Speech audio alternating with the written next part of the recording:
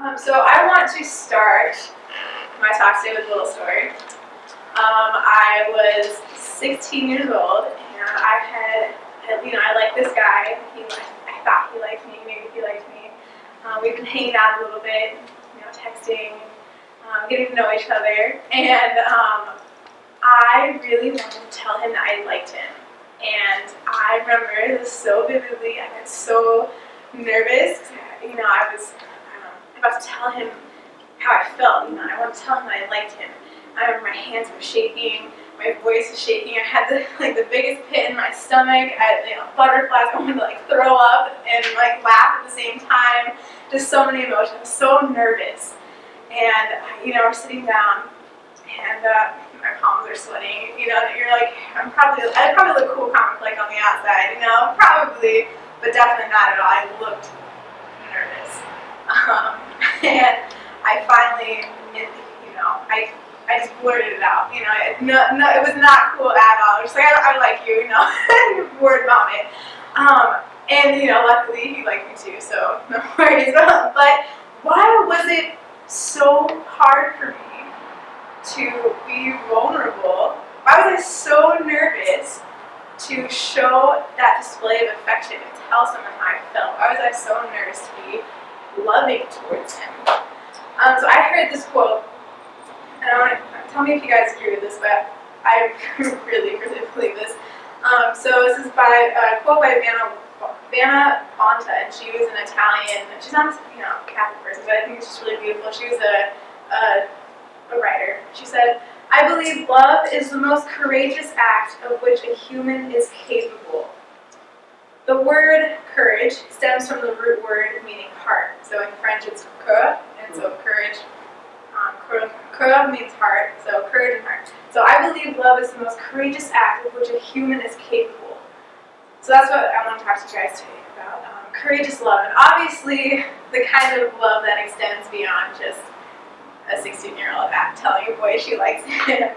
But let's start there, okay? So ultimately, we are made for relationship. We are made for love. God created us so that we may be in perfect communion with Him and for eternal life. That's what we were created for. And the love between the Father and the Son and the Holy Spirit perfectly models the love between a father and a mother, and the love that between them that bears fruit of the child. So that's what we were created for. However, we are not just made for relationship, we are made for intimacy. We're made to go deeper into those relationships, we crave it, we long for that intimacy. And I don't know if you guys have heard of Father Mike Schmitz, but he talks a lot about this. So when we're at Mass, and I'm a hugger, I like to hug people, I like to give the physical affirmation, hand on the back, but I always go for the hug, especially during the peace at Mass. And so but I know there are some people who are strictly the handshake, right? So you have to I'm aware of that. So we're willing to give a handshake to anyone, right? So for some of us, there are lots of people that you give a handshake, fewer people that you hug.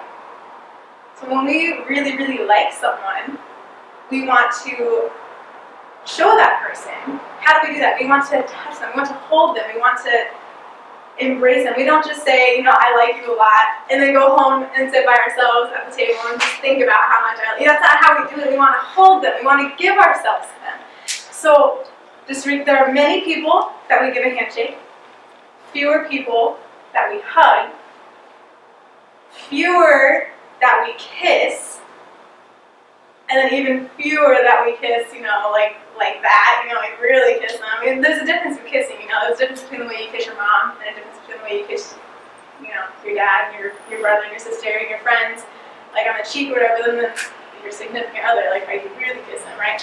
So when we love someone, we want to give our whole bodies to them. Everything that we have, all that we are, we want to give ourselves to that person. Because we are all searching for the capital T, the capital O, the one. Us as humans, we need to give our bodies to show love. But God, he doesn't have a body. He is this eternal, immaterial God, right? But he went and got himself a body. He became human. He humbled himself down to our lowly human level and entered this world as a vulnerable little baby just so that we may come to know his love in terms that we can understand, in terms of the physical love that we need, that we seek, and that we want to give. So the God who is love, who created this entire universe, wanted you to know his love so fully that he takes on a body like ours so that we can experience true love and intimacy the way it was created to be. So how do we experience this physically? Through God. In the Eucharist, right? We experience it through the Eucharist. So let's look at the Last Supper. We've all heard that story before, right? The final meal that he shares with his disciples before he goes to his crucifixion and death. He says to them, he's surrounded by his closest friends, the people he loves most. He lifts up the bread and he says, "Take this, all of you, because this is my body which will be given up for you. And this is the chalice of my blood, poured out for you." So Jesus is saying, I will give you my entire body. Everything that I have, I give it to you. Why? Because that's how much I love you, and I want to show you how much I love you. Because, and this is like a Father Maximus, and he said, do you realize that you are the T, capital T, the capital O, one, when it comes to God? And this is the kicker, you guys. Nothing you can do or ever do or never do, nothing you can ever do will change that fact, that you are the one to him. He loves you that much. So Jesus is our first example of what it means to be a courageous lover. Okay, so now we're going to talk about his death on the cross, right? He knew this was going to happen to him. He died in what is considered the most painful way. But not only that, he suffered first isolation and rejection from all of his closest friends, everyone that he came to love, the people that he came down to die for, all rejected him and killed him. So he suffered the isolation and the rejection of his closest friends. Then he was humiliated and just beaten down to just beaten down into nothing and told that he was nothing, basically. He was completely humiliated. And they tried to strip away his human dignity and then killed him in the most horrific way. Yet he knew all that was going to happen. He still went through it and he does it every single day to continue to show us how much he loves us. He never ceases to die on that cross for us. He never ceases to seek us out for just an iota of our intention or our thoughts throughout the day. He never ceases to love us, even when we turn our backs on him. We go against what he says. We don't think about him. We don't care about him throughout our day. Whenever we turn our backs on him, it doesn't matter. He knows that's what's going to happen, but he still loves us fully. He still loves us completely. Does that make sense? Like, he's so well aware of our faults and the way that we don't love him perfectly. But he still loves us perfectly, despite all of that. That is merciful and beautiful, unconditional love. So when someone loves us that much, that fully, that perfectly, that unconditionally, and seeks us out that much, and loves us that courageously, it's impossible not to be changed by that. It's impossible not to want to respond to that kind of love. So our response to that kind of love is to love in that same way. To love other people like that. And that's where it gets a little bit more challenging. How do we love that courageously? Right? That's hard to do. so hard. And in this year of mercy, I've been just praying a lot about this, trying to like just work through like what does it mean to love and to be merciful, all this. And so Pope Francis, he says this. He says, "Do not forget this: mercy and giving, forgiveness and giving. This is how we enlarge the heart with love. Selfishness and anger make the heart tiny, tiny and hard as stone. What do you prefer, a heart of stone or a heart of love? If we prefer a heart of love, be merciful." I love Mother Teresa. I have this like strongest respect and devotion, and just like I love her so much. And I went to her canonization this past like September 4th to be there, and so she may have inspired this talk. But when I was there, I heard this story of her, and so this whole time I'm making a pilgrimage in the Jubilee Year of Mercy, and I still don't. I'm like, what does mercy mean, God? I don't really understand. I'm trying to figure this out on my pilgrimage of mercy. And I heard this really beautiful story of Mother Teresa, and coming from one of her fellow missionaries of charity. So they were in California, and they were traveling down to Mexico, and she was with her sisters, and they're stopped for lunch, and they see a father and a little girl. They're eating lunch together, and they're eating a hamburger, and so they're watching this encounter, and the little girl, she's like 5, 6, and she's like tiny hands and a huge burger, and she's wearing a beautiful white dress. This beautiful white dress, and the dad says, "Honey, that's a 2-hand burger. Use 2 hands when you eat that burger." And the little girl's like, "No, Dad, I can do it. I don't need to use 2 hands. I don't need your help. I can do it." And Dad's like, "No, honey, please, like, just listen to me. And that's a 2-hand burger. Just use 2 hands." My girl's like, "No, Dad, I can do it." And so she takes a bite out of the burger, and it just like everything comes down all over her beautiful white dress. It's all over her face. And her dad, without saying anything, leans over. The girl knows that she's done. She knows. So she's like, "Oh no." So the dad, he leans over the table and just kisses her right on the mouth, like in all of her mess, all of her like ketchup and mustard, all of it, kisses her right on her lips, and then takes a napkin and just wipes it all up without saying anything. And the little girl is just, sitting there experiencing this. And after a couple seconds, she just looks at him and she said, "I'm sorry, Daddy. I love you so much." And all the dad says is, "I love you too." And Mother Teresa, after watching all this, and she turns to her sisters and she's like, "That is what God does with Mother every single day." And by the time I'm in tears, I'm like, "Oh my gosh, that's what mercy is, That's what God's mercy is. He tells us, don't do that."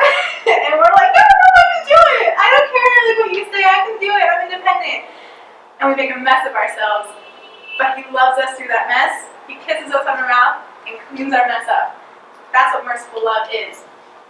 And that's kind of how I've come to know a little bit more about what that means. But I'll never be able to understand the vastness of His infinite merciful love, and that's kind of the theme of this conference, is His infinite, bountiful love. So Mother Teresa, when I think of, we looked at Jesus, about an example of courageous love. So now let's look at the saints. And so there is no other person that I can think of, well, there are many, but the first person that comes to mind, the first saint that comes to mind when I think of someone who lived and loved courageously is Mother Teresa.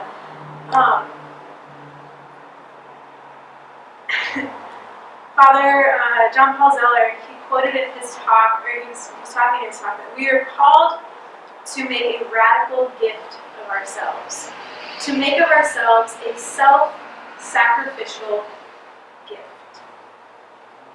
And so there's that idea of giving our whole bodies again, giving all of ourselves to be a gift to someone else, to help them. And Mother Teresa, she was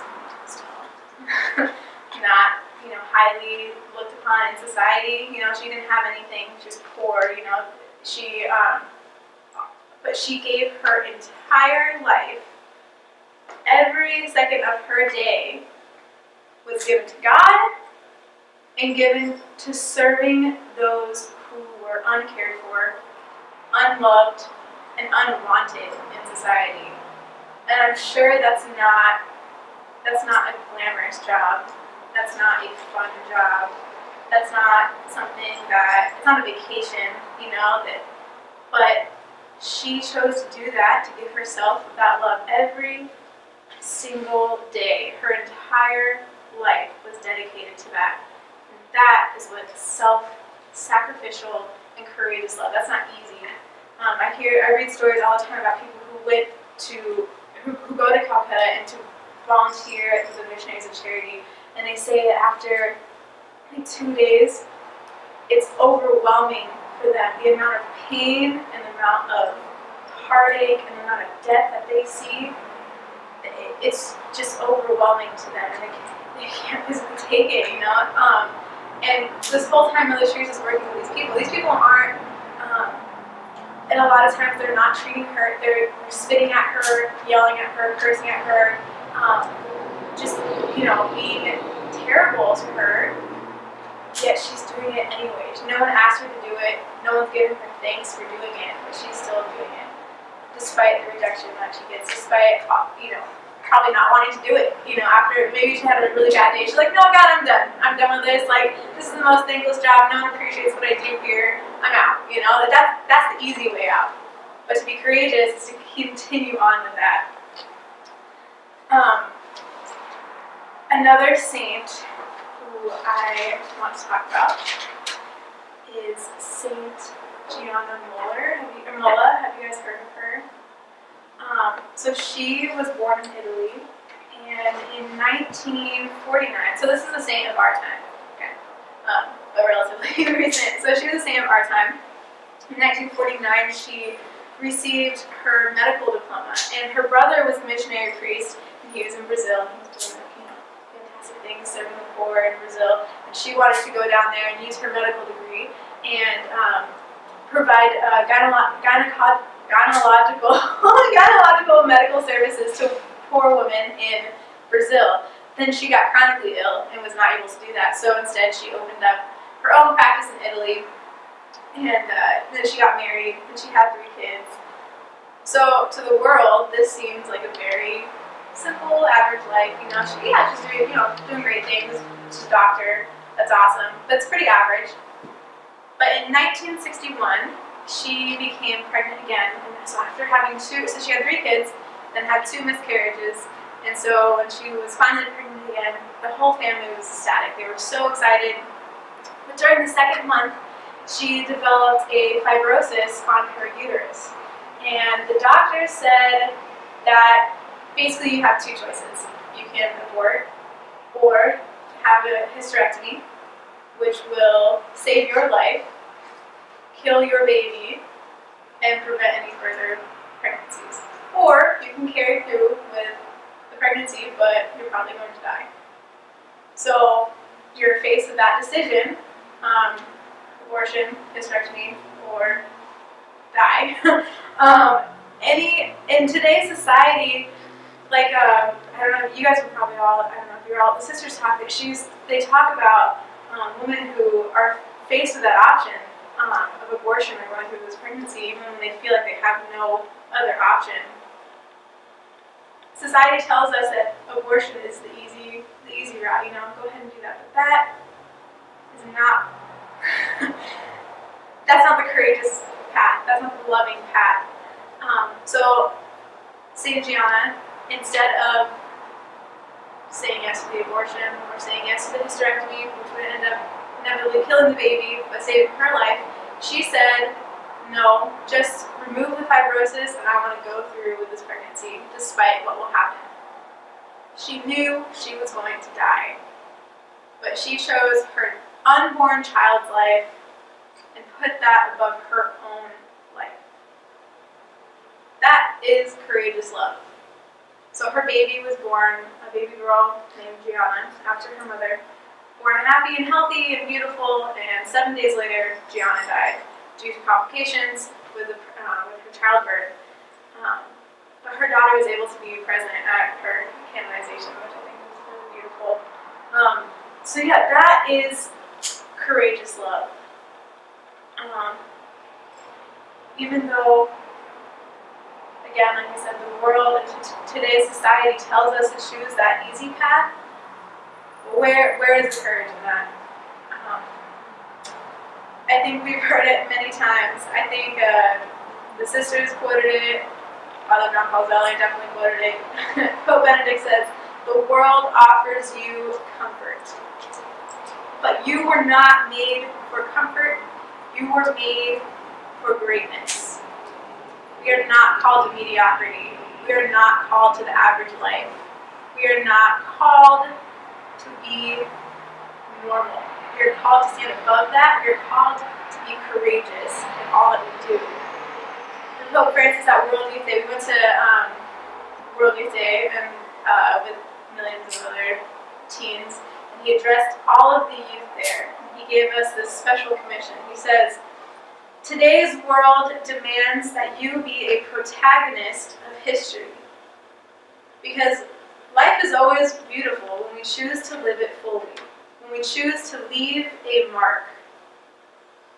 The times we live in do not call for young couch potatoes, but for young people with shoes, or better, laced boots. It only takes players on the first string.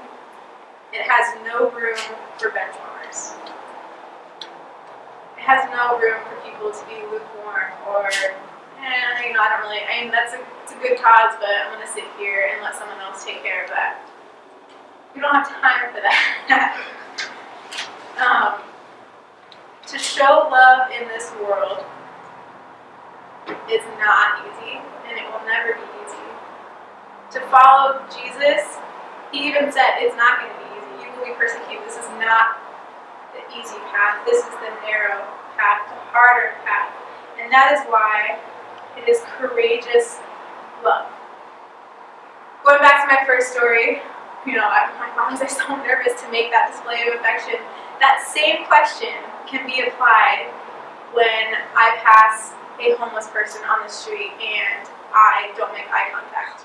Loving someone and opening up your heart to someone, it takes courage. And again, we can look back to that quote. That quote that I started off at the beginning. "I believe love is the most courageous act of which a human is capable of." Jonathan Reyes said in his talk, the very first keynote talk last night, I don't know how many were there, but he said, he was quoting Pope Francis, I believe, and Pope Francis was addressing people, and he asked them, he's like, "Do you give alms? Do you donate? Do you give to charity?" And they're like, "Yes, of course I give alms. Of course I do that." And Pope Francis said, "Well, when you give alms, do you look those people in the eye? Do you look that person in the eye when you give them money?" And I'm like, "Oh, no, I don't." So when you give alms, do you touch the hand of the people you are giving money to? And again, they had no answer. They said, "No, I don't do that." Then Pope Francis called them out and said, "Then you're just throwing charity at them. You are not loving them. You're not giving them what they need, what they crave, what they desire, what they are made for. You are just throwing charity at them." And that's what I think a lot of us do, is because it's easier, to just write a check or put money in the church basket and then be done with it. It's easier that way because you don't have to face that person. You don't have to look them in the eye. One of my favorite Bible stories is it's in the book of Mark about blind Bartimaeus. And Mark chapter 10, verse 49. So in all the different Bible translations, it's relatively the same. Everything, all the wording is the same. But depending on the book that I pick up, there's one word that always seems to switch, and I never understood why. So the verse is, take courage, get up, he is calling. So the disciples go to blind Bartimaeus, and Bartimaeus has been calling out to Jesus, "Have pity on me, have pity, help me," calling out to Jesus. And so the disciples go over to him and they say, "Take courage, get up, he is calling." But in some versions of the Bible, it says, take heart, get up, he is calling. And I had never understood that. Never understood it until I read that quote, like that courage stems from the root word heart.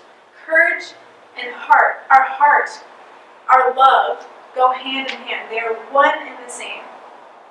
Why do I need courage to get up? When Jesus calls me to get up and follow him, I need courage to do that. That's an act of courage.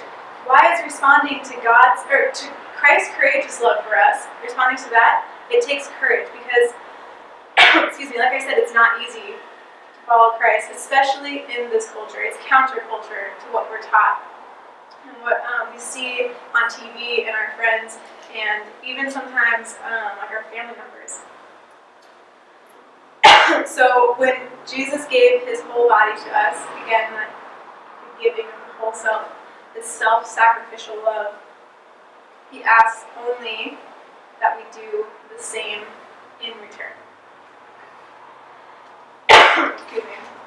So we are all called to greatness. Every single one of you has been set aside to be better than what society tells you you should be. We are made to love courageously. St. John Paul II, he says, you are not who they say you are. Let me remind you. We are not the sum of our weaknesses and our failures. We are the sum of the Father's love for us. So whatever the world is saying that we are supposed to be or called to be, we are worth more than that, and we are created to be more than that. I have this really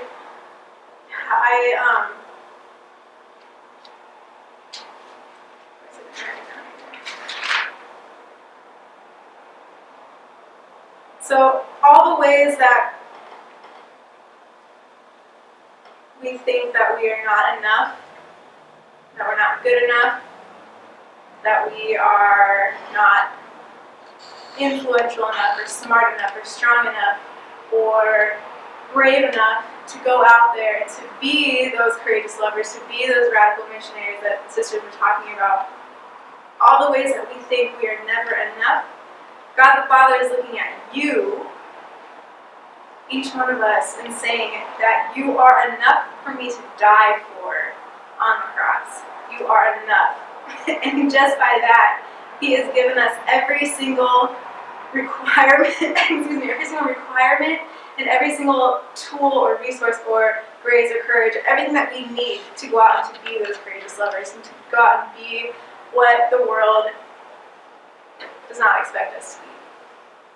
So I'm asking you guys, along with Pope Francis, along with every other leader in our church, that we go out there and we be that generation of radical love. We be that generation of courageous love. That means at school with your peers and your friends, that girl in your math class who every time she raises her hand, you think, oh gosh, not again, like please don't say anything else, like just like the sound of your voice annoys me. We are called to love that person and to love her for all the ways that we don't like her, that we're called to love her in that. For that person that lied to you and started spreading rumors around about you, or however they gossiped about you, you're called to love that person despite all the reasons that you think that they do not deserve love or your love. We're called to love them in spite of that. How else in your guys' at school, how else are we called to stand above what the rest of society, your friends say to do? Can you think of any ways? When you're taking a math test and you just there's one little part to the equation that you can't remember. There's one little thing. You know everything else, but there's one little part that you just can't remember. And the person next to you, their paper's right there, out in the open. And it would be so easy just okay, got it, that's it. That's what it was. Thank you for the reminder. Right? Integrity, standing above that and being like, you know what, I don't know this, I'm not going to cheat, I'm not going to look at that person's paper, even though it's so easy and it's right there, I'm not going to. I'm going to take a lower grade because I myself do not know this in the moment. That's courageous, you know, on a smaller scale, but it's still courageous. When your parents ask you to do something and you say, okay, yeah, mom, okay, I'll do it. And you never do it. And you never do it, and you never do it, and then finally, like she starts, I've done this so many times, I'm like, hey mom, yeah, I'll do it, whatever, yeah, I'll do it, and then she starts yelling at me, because I've told her for the past week that I do it, and then I'm like, mom, why are you yelling at me, like, you're the worst, oh, God, you're so mean, you're awful. No, like, I deserve that, I've been telling her I'm going to do it, but I never did it. Or when they tell me I can't go out past a certain bedtime, and I say, okay mom, whatever, I won't go out past that time. They go to bed, then I leave the house sneaking out. That's, okay, maybe like a little bit extreme, but that's loving your parents above and putting their will for you, their rules for you above what you want to do. That's courageous. That's courageous love. So there are many ways that we don't have to give up our whole lives and go serve the poor in Calcutta. We don't have to die as a martyr, standing up for our faith, our church. We don't have to die on a cross, But there are little ways in our small actions every single day that we can courageously love and stand above what society tells us is the norm and what we should do. So I want to end with, just like a really beautiful, it's really simple, Mother Teresa quote. She says, I have found the paradox that if I love until it hurts, then there is no more hurt, only love. So let's go out into the world and love courageously and love until it hurts.